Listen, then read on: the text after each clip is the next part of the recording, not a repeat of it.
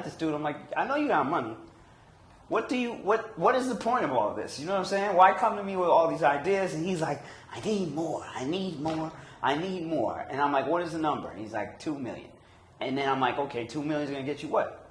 And he's like, 2 million is going to get me, buy me out of this shit. And then I'm going to flip it 10x. And then I'm going to end up at 20 or something like that. I'm like, how the fuck are you going to get to 20? And I'm like, oh my God. Then I'm having a conversation with my girl.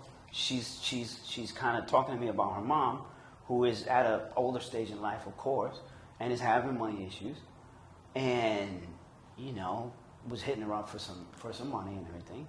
And she was so frustrated that, like, even her family or whatever conversations that she had, it always came back to fucking money. Always. It always just came back to money, you know.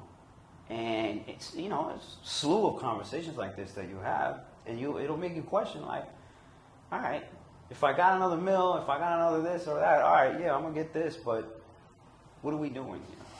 What are we fucking doing here? But then the other side of that argument is, how much has capitalism brought? Look at where capitalism has fucking brought us. That is a good point. Look at where it has brought us. Right. You know, you look at cities like fucking Miami or Tampa or even York. Puerto Rico or New York or whatever. Sure. People come up with an idea because there is a monetary incentive for you to come up with that fucking idea.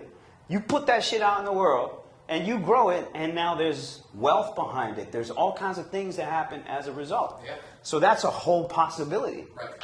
So again, you can look at this game, you can look at this shit in so many different ways, man.